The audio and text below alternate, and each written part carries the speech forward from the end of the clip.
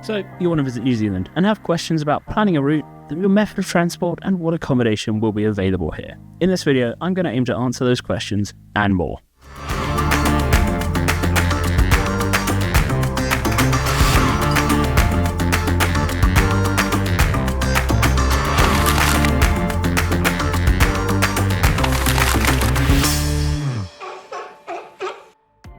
Now, we've travelled around New Zealand a fair bit, myself visiting in 2010 on a 3-week tour of the South Island with my family, visiting for 3 months across both islands in 2018, and we're currently on a 3-year working holiday visa, living in Christchurch. Needless to say, we've seen a large amount of the attractions offered in the country, and have had to plan routes, hire cars, find campsites, and all the other logistics around travelling the country.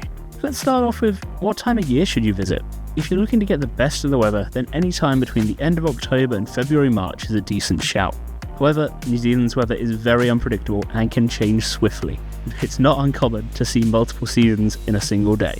This is definitely the most popular time. However, that could be a bad thing for some people.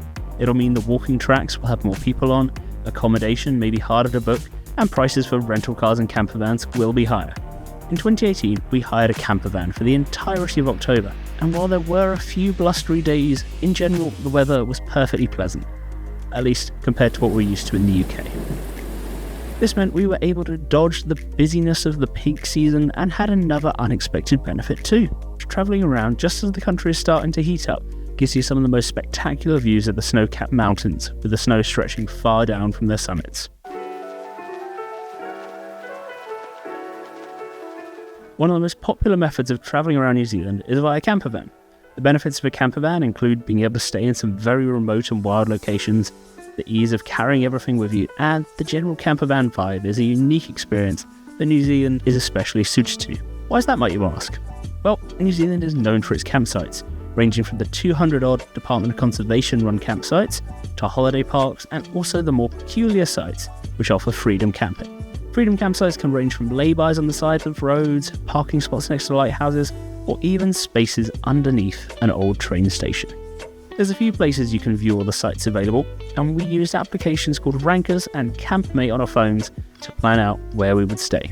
These apps show a large number of options and include the cost to stay at these spots. The DOC campsites are very reasonably priced, being between $10 to $20 a night per person, and can be located in some extremely picturesque spots inside the national parks that cover the country. We definitely use the DOC campsites the most, as you're always guaranteed a toilet of some kind, usually a long drop. I think the name says it all really. We found ourselves staying in holiday parks every so often to make use of the shower and laundry facilities, as we were travelling light with only a backpack each. Even with the holiday parks, there's generally going to be some choice. From the chains such as Top 10, which there's like 40 or so throughout the country, to more independently run sites that usually have a pretty unique Kiwiana flavour and feel to them. Before you go ahead and rent your campervan, there's an important thing to consider, and that is my campervan self-contained? A self-contained campervan is a vehicle designed specifically for camping activities, and it'll open up the amount of campsites available to you. Most freedom campsites will require your vehicle to be self-contained to stay there, and you run the risk of receiving a fine if you ignore these rules. Here's an example site, Juicy. This is the company we used in 2018 for our campervan trip, and you'll see them throughout the country as you drive. You'll see that on each individual type of camper, it lists whether it's self-contained or not, as well as stuff like what are the cooking facilities, how many people is it suitable for, is there a fridge, all sorts of stats like that. If the campervan life isn't for you, or you can't drive, maybe you'd prefer to travel a bit more socially on the Kiwi Experience coaches. These coaches stop off at all the major cities and tourist spots and run a hop-on, hop-off style tour, where you can effectively stop for however long you'd like, as long as your ticket is still valid. This would be a great way to meet like-minded people, and it actually lets you relax while you're traveling. You're not having to stress about driving, parking, anything like that. You can just sit back, have a chat, and look at the world going by. While luxury hotels do exist, it's the wide range of hostels and holiday parks that most travellers will gravitate towards. The hostels will generally have dorm rooms ranging from 4 to 10, maybe even 12 people, and may have the option of a separate, more private room, which lets you be fully in control of the heater. Generally, hostel goers are pretty respectful of others in the room when coming and going, but there's always a chance you get a bad egg who comes in at 2 AM and will wax the light on. I love it. Luckily, we've never really run into this on our travels, And to minimise the chance of disruption, we always chose to stay in a smaller room, a 4 to 6 person dorm. Normally adds a couple of dollars onto the price, but we found it's been worth it. Having a lockable space is not a guarantee in these hostels, so buy a padlock for your backpack or valuables just in case. How we chose where we stayed was largely based around review ratings on booking.com and Google reviews, and we've yet to run into any major issues with hostels chosen this way. Hostels can be a good social space too, with the kitchens and lounge rooms being great spots to get chatting to fellow travellers and make plans for various activities. A lot of holiday parks offer small little cabin units for a fairly reasonable rate, albeit higher than hostels that will provide a quiet separate space of your own. The park's locations are also generally a little bit further out of town and might be a struggle to get to without a car. However, they're always worth considering if you fancy a bit more privacy than a hostel. Here's a few more things to consider before starting your travel planning, such as fuel costs, hiking gear, and parking. Fuel prices in New Zealand vary massively by the location, much more so than in the UK, with some of the remote stations on the west coast charging in excess of 20-25% higher than those in the city. And on the west coast, there are points where you'll be at least 100 kilometers from the nearest fuel station, meaning you've almost got no choice but to use these more expensive places. It is important though, before you set out, to make sure you know where your next stop is, where you're next going to be able to get fuel, because the last thing you want is to get stranded with no fuel, surrounded by possums. On that note, when driving the roads in New Zealand, you'll see a fair amount of roadkill. While this is sometimes native birds such as pukekos, the majority is invasive pests, including rabbits and possums. New Zealand is in the middle of a large movement to clear the country of these introduced predatory species by 2050. This is key to the native wildlife survival, as mammals introduced by Westerners have devastating effects on their population, and it's important that these native species are protected.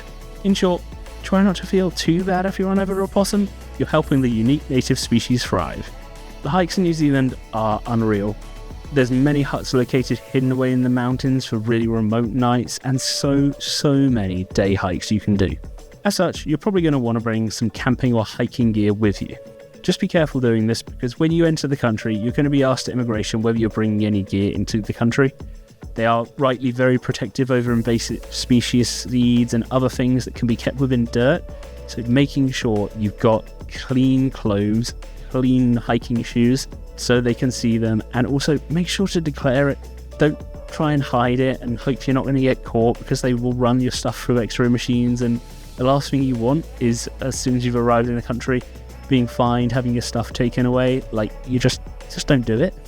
Our experience in the airport was we had a pair of hiking shoes on each. They were brand new. We'd literally worn them for the flight over, and that was it. The immigration officer asked to see the soles of the shoes, showed them to her, perfectly happy, away we go. So just be open. There's no point in making it tougher for yourself than you need to. And the last little point I want to bring up in this video is about parking. In the UK, even the smallest of villages will have a pay and display car park with tickets required for even a short stay. New Zealand couldn't be further from this, with large amounts of on-street parking available. Always make sure to check the blue signs on the sides of the road, as they display the length of time you can park for free.